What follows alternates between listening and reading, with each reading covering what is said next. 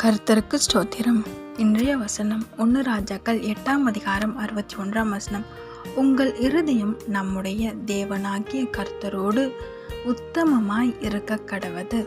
1 ராஜாக்கள் 8:61.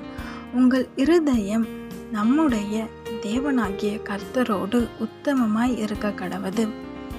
இங்கே வேதத்தில் ரொம்ப அழகான வசனம் சொல்லுதுல, நம்ம இருதயம் தேவனோடு இருக்கணுமா? ஆமென். அதுவும் எப்படி இருக்கணுமோ உத்தமமாக இருக்கணும்.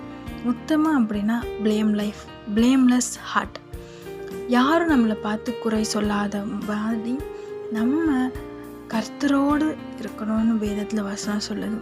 ஆமென். நம்ம ஒரு இடத்துக்கு போனோம் அப்படின்னா, இந்த சிஸ்டராக கோவப்படுவாங்க, இந்த பிரதராக கோவப்படுவார், இவங்க புறம் பேசுவாங்க அப்படின்னு பேர் வாங்காமல் இவங்க அன்பானவங்க, இவங்க பொறுமைசாலின்னு தேவோட சாயலை நம்ம எடுத்து வெளிப்படுத்தணும். ஒரு குற்றமற்ற வாழ்க்கை வாழணும்னு தேவன் நம்மளுக்கு சொல்கிறார். ஆமென். இன்னைக்கு இயேசுவா நம்மக்கிட்ட சொல்கிற அந்த வார்த்தை இதுதான், குற்றமற்ற வாழ்க்கை வாழ உன் இருதயம் என் இடத்துல என்னோடு இருக்க கடவுதுன்னு சொல்கிறாரு.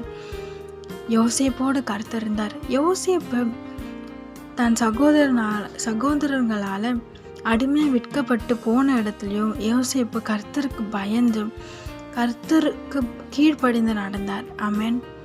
அதனால கர்த்தர் யோசேப்பை உயர்த்தி ஆசீர்வதித்தார். அதே மாதிரி உங்களோடும் இருக்கிறார். உங்க இருதயம் அவரோடு இருக்க கடவுது. எப்பவுமே உத்தமமாக நடக்கணும். யோசேப்பு அங்கே உத்தமனாய் தான் நடந்தார்.